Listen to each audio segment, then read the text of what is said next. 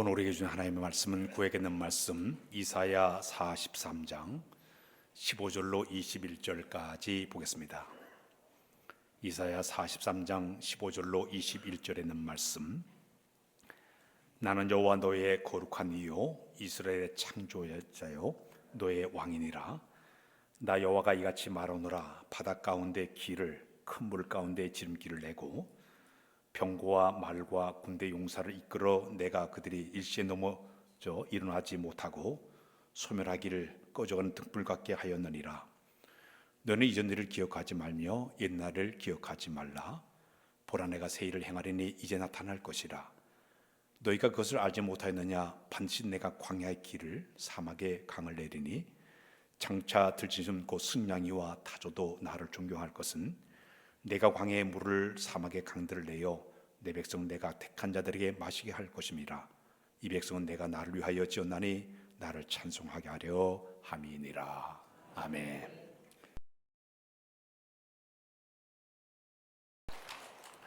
할렐루야. 할렐루야. 요즘 우리는 과거에 우리가 누리지 못했던 최첨단 시대에 우리가 살아가고 있습니다. 기술이 점점 고도화되는 이런 시대 속에 우리가 살아가고 있습니다. 요즘 AI가 얼마나 많이 발전된지 몰라요.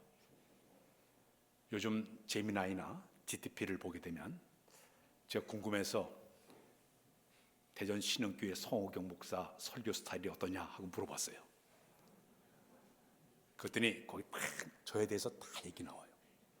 속이질 못하겠어요. 유튜브를 계속 매주마다 나가니까 거기 쭉 나오는데 저한테 그렇게 얘기했습니다.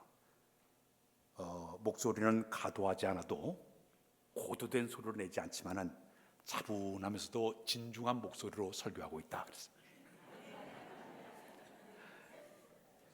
그럼에도 불구하고 말씀은 가볍지 않고 회개와 결단과 헌신을 요구하는 도전적인 설교를 하고 있는 분이 성호경 목사다 그랬어요. 세상이 왜 이렇게 바뀌는지 몰라. AI가 다 알아서 얘기를 해요. 우리 이렇게 최첨단 시대에 우리가 지금 살아가고 있습니다. 요즘은요, 이 핸드폰 하나만 모든 것을 다 알 수가 있습니다. 검색을 하게 되면 뉴스도 금방 알 수 있고 세상의 모든 지식도 우리가 다 알 수가 있습니다. 심지어 설교도 찬송도 다 들을 수가 있습니다. 요즘 은행 가지 않아도 돼요.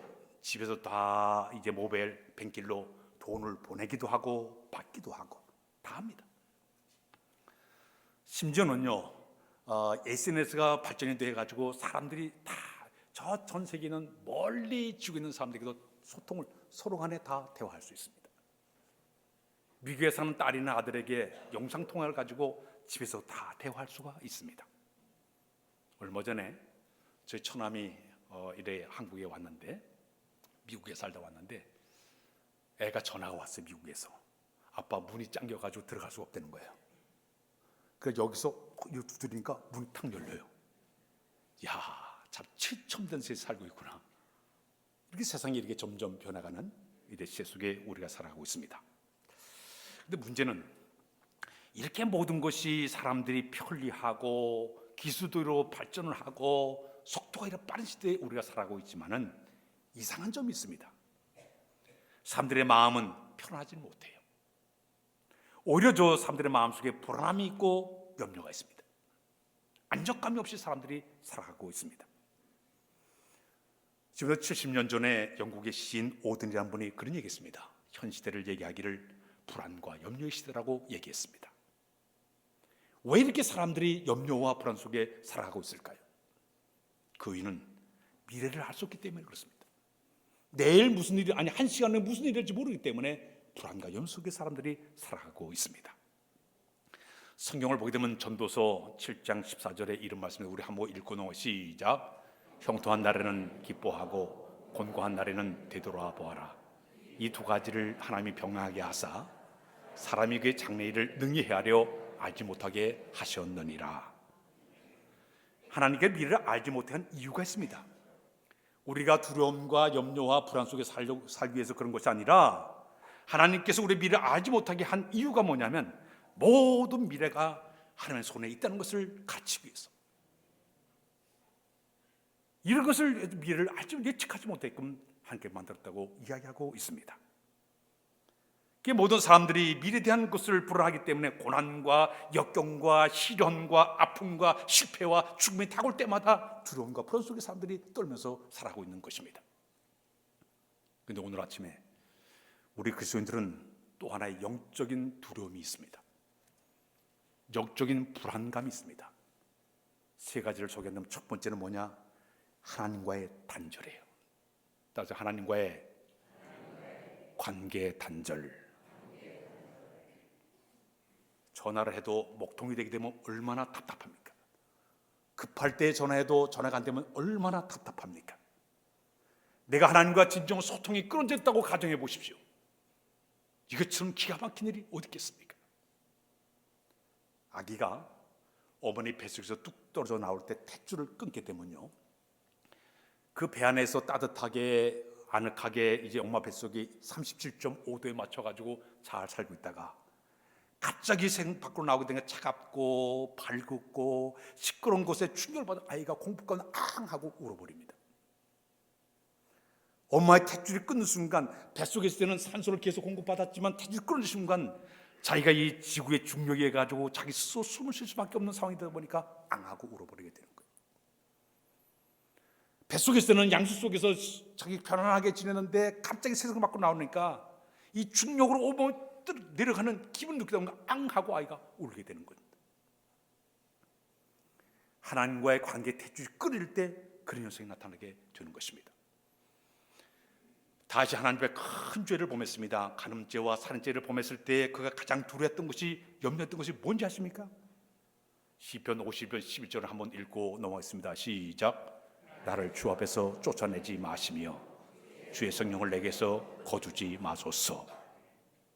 그의 두려움이 하나님과의 관계에 끊어진 것이 가장 두려웠습니다. 하나님의 인재를 느끼지 못할 때 오는 두려움이었습니다. 우리 하나님 죄를 싫어하신 분이에요. 이 죄와 하나님과 사이에 길을 막아버리면, 담이 막히게 되면 이것처럼 답답한 일이 어디 있겠습니까? 성경 말씀 가운데 이사야 59장 2절에 그런 말씀 되면 읽고 시작. 오직 너희 죄악이 너희와 너희 하나님 사이를 갈라놓았고 너희 죄가 그의 얼굴을 가리어서 너에게서 듣지 않으시게 하려 함이니라. 죄를, 우리의 죄 때문에 하나님과 나의 사이가 단절이 되게 되면 두려워지는 거예요. 심판에 대한 두려움이 찾아오게 되는 것입니다. 오늘 이 아침에 여러분들 예배를 다 드리고 있지만 어떤 사람이 예배에 와가지고 전혀 하나님의 임재를 느끼지 못한다고 가정해 보십시오.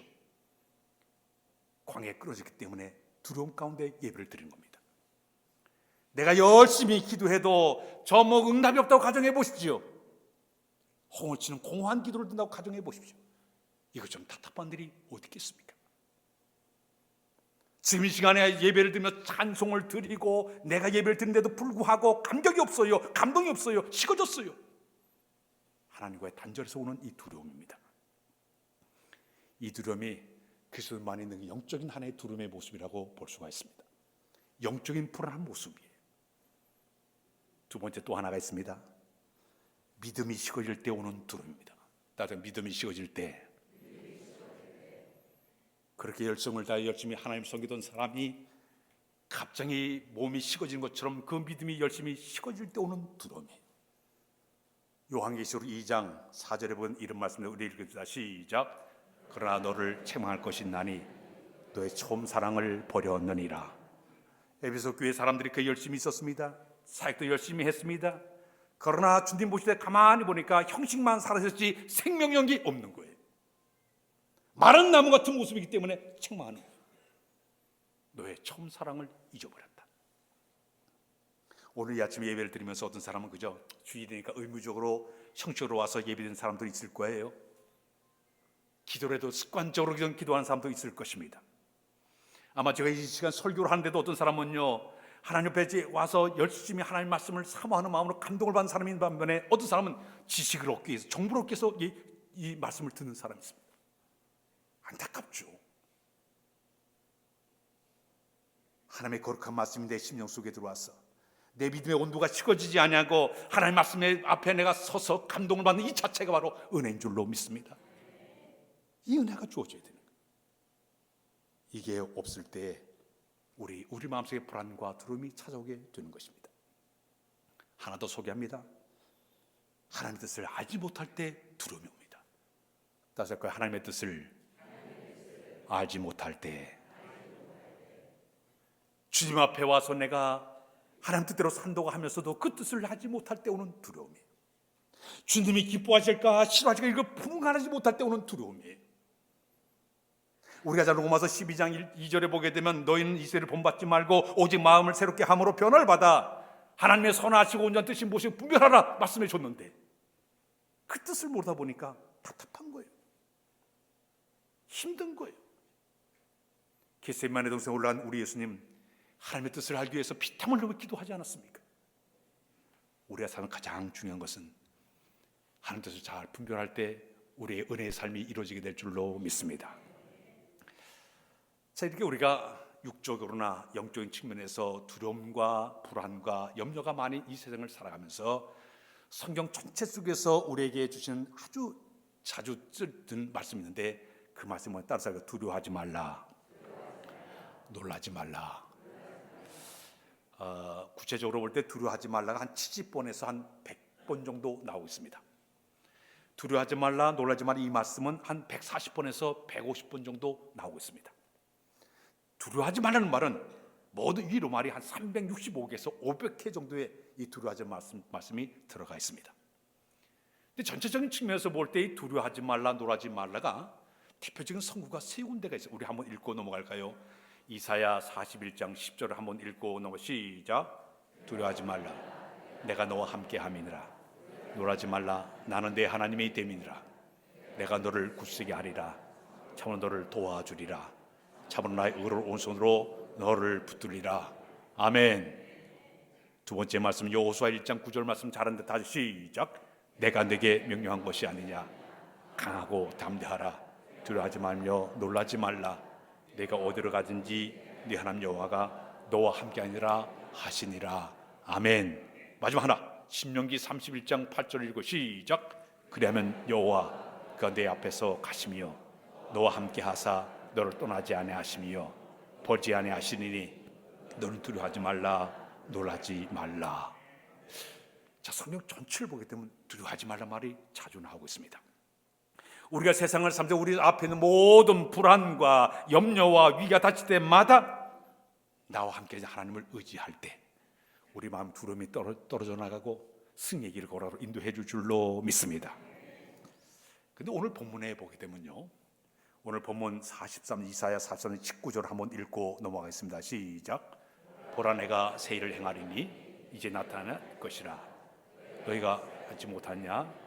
반드시 내가 광야의 길을 사막의 강을 내리니. 자, 여기 보면 광야에서 길을 만드시고 사막에서 강을 내신 하나님이 우리 하나님이라. 그런데 요즘 전 세계적으로 유명한 찬양곡이 하나가 있습니다. 나이지리아의 찬양 인도자 시삭이라는 분이 작사 작곡한 노래인데 웨이메이커라는 노래입니다. 이 말이 길을 만드신 하나님의 뜻이에요. 우리 한번 봅시다. 노래 들어보세요.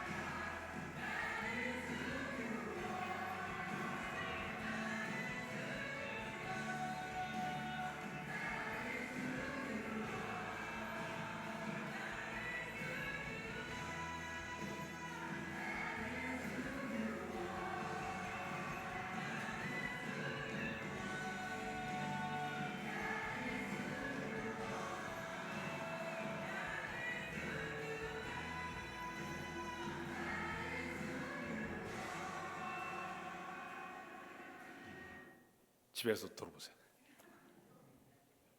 여러분, 우리 노래하는 거 틀려. 이 사람들은 참 얼마나 힘있게 노래합니까? 우리는 거룩거룩 하는데. 자, 그런데 이 노래 말을 보게 되면요, 주님이 여기 계시니 우리 가운데 운행하시니 내가 주를 경배합니다. 주님이 여기 계시며 이곳에 일하시니 내가 주를 경배합니다. 핵심 고백이 길을 만드시는 분, 기적을 행하시는 분, 약속을 지키시는 분, 어둠 속에 빛 나의 하나님, 그것이 주님의 성품입니다. 내 눈이 보이지 않아도 주님 일하고 계시네. 내 영혼이 느끼지 못하는 동안에도 주님은 온전히 일하고 계시네. 막다른 골목에 처하도 단순히 길을 안내하신 분이 아니라 길이 없는 곳에도 길을 창조하신 분이 우리 하나님이시네. 이 찬양이에요. 전 세계적으로 이 찬양이 유명한 찬양입니다. 사방으로 우겨싸임을 당하고 막힌 길을 뚫어서라도 길을 여신 분이 우리 하나님인 줄로 믿습니다. 우리가 살다 보면 인생의 길이 막힐 때가 있어요. 사업을 하다가 갑자기 부도가 나고 파산 위기에 걸치는 사람도 있습니다. 건강이 갑자기 무너져가지고 암으로 절망 가운데 빠진 사람도 있습니다. 인간과 관계 깨져가지고 서로 서먹서먹하게 되고 서로 원만한 관계 이루지 못해가지고 등을 돌려 사는 사람도 있습니다. 부부간에, 친구간에, 성도간에 등을 돌려 사람도 있습니다. 어떤 사람 인생의 방향이 어디로 갈지 모르면서 헤매는 그런 사람도 있습니다.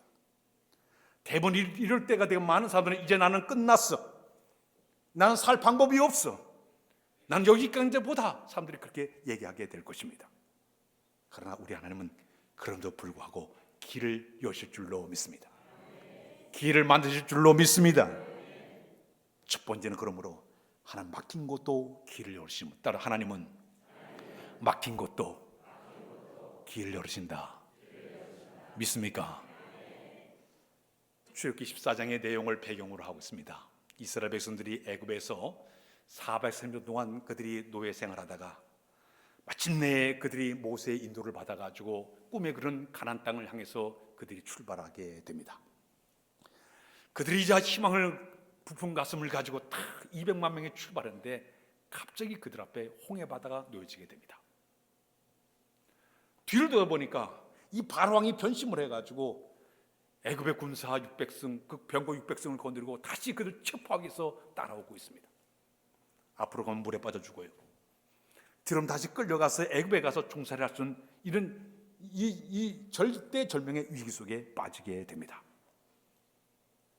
만일에 이때 저 홍해 바다에 다리가 있었다면, 홍해 바다에 다리가 아니면 홍해 바다가 배가 있었다면 건널 수 있을 텐데 아무것도 없는 상황이에요. 백성들이 야단법서 치기 시작합니다. 백성들이 와가지고 애굽에 매장지가 없어가지고 우리 이끌어내서 이 광야 죽게 만들려고 하느냐? 차라리 애굽인을 섬기는 게 더 낫다. 다시 돌아가겠다. 야단법석 하기를 시작합니다. 그때 지도한 모세가 너무너무 마음이 아팠습니다. 그때 모세가 이스라엘 백성을 향해서 이런 말씀을 전달하게 됩니다. 출애굽기 14장 13절로 14절 한번 읽고 넘어가. 시작. 모세가 백성에 이르되 너희는 두려워하지 말고 가만히 서서 여호와께서 오늘 너희를 위하여 행하시는 구원을 보라. 너희가 오늘 애굽 사람을 영원히 다시 보지 아니하리라. 여호와께서 너희를 위하여 싸우시리니 너희는 가만히 있을지니라. 자, 이거 보니까 모세가 백성들의 이런 메시지를, 너는 가만히 서서라는, 입에 자꾸 채우고 쓸데없는 말을 하지 말고 가만히 있으라는 얘기. 불평하지 말고 원망하지 마라.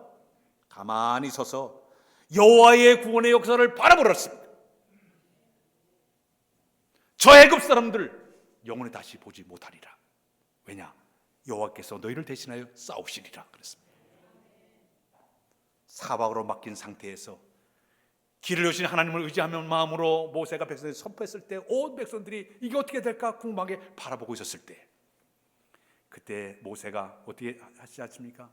하나님께서 역사하신 걸 바라보니까 갑자기 앞에 가던 사자가 이스라엘 백성 앞에서 훅 뒤로 가시더니, 뒤로 옮기고 앞서가던 기둥이 갑자기 뒤로 옮겨가더니 적은 애굽 군사들을 어저롭게 만들어가지고 이 이스라엘 백성들과 애굽 백성 군대 사이에 길을 멀게 만드십니다.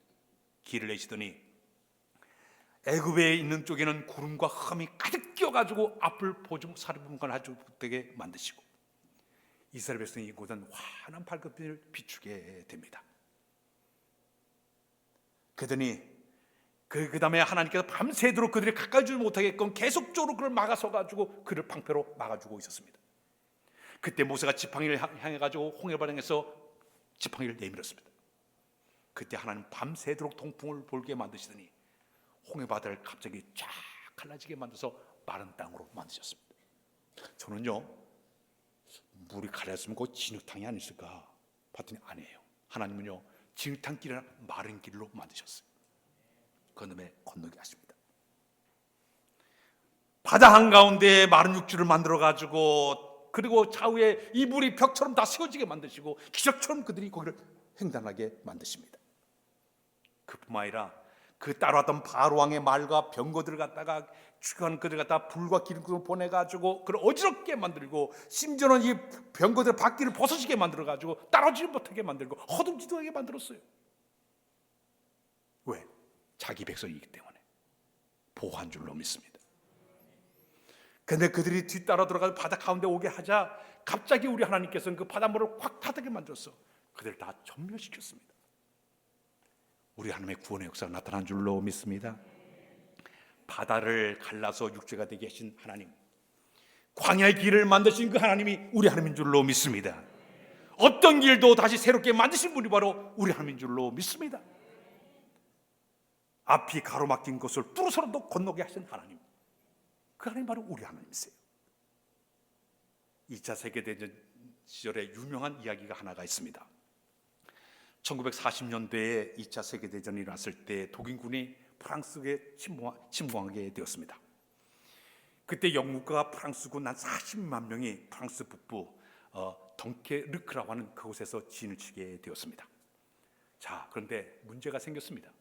어떤 문제가 생겼는가 하면은 그 당시에 이 독일군들이 완전히 탱크와 포병을 동원해 가지고 완전히 이 영국군과 이 프랑스군을 완전히 그들 갖다 포위하고 말았습니다. 이 영국 군세가 다 전멸당할 위기에 빠지고 말았습니다. 그 당시 군사 전문가들은 하는 얘기가 영국군 이제 다 끝났다, 그렇게 판단을 내렸습니다. 그때 영국의 국왕이었던 조지 6세가 전 국민들에게 이제 발표했습니다. 여러분, 교회들마다 모여서 열심히 우리 기도합시다. 이제 하나님만이 우리를 구원할 수 있습니다. 기도합시다. 온 백성들이 하나님 앞에 뜨겁게 기도하기를 시작을 했습니다. 그런데 하나님의 기적이 나타나게 되었습니다. 갑자기 독일의 히틀러가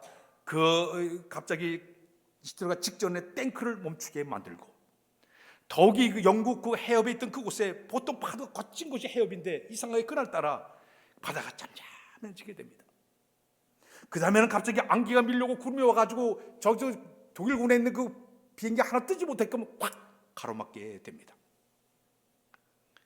자연적인 보호망을 만들어서 공격하지 못하게 만드시더니, 그때 독일의 영국의 군함들이 와가지고 그 병력을 막 수송하게 되니까 배가 너무 모자라니까 어부들, 그 다음에 시민들이 자기 배를 막 끌고 와가지고 작은 배로 군인들을 다 옮겨해가지고 한 명도 타지 않고 거기서 그들이 다 구원받게 됩니다. 기도하니 하나님 길을 열어준 줄로 믿습니다. 이게 바로 유명한 덩케르크의 하나님께서 주신 하나님 축복의 역사였습니다. 40만 명의 군을 구조가 되고 영국군을 전력을 다 보존하게 만들고 전쟁의 흐름 바꾸는 이 모든 결정적인 모든 것은 인간의 상식으로 된 것이 아니에요. 하나님이 그 발을 잔잔하게 만드시고 적에게 이걸 무력하게 만드시고 세상 잊지 못한 사람들, 시민들을 마음을 움직여가지고 건너게 이 모든 것이 우리 인간의 계산으로 된 것이 아니에요. 주님이 함께 하시면 가능한 줄로 믿습니다. 우리의 삶을 맡기는 모든 광야 같은 홍해와 바다 같은 이 문제가 우리 앞에 있다 하더라도 이때 우리가 할 일은 뭐냐? 주님만을 바라보고 의지할 때 하나님께 우리 가는 길을 열어줄 줄로 믿습니다. 졸린가 보네. 찬양하라고 합시다. 왜? 저기 경륜권에 찬양하고 그랬어. 주님 손잡고 일었어요.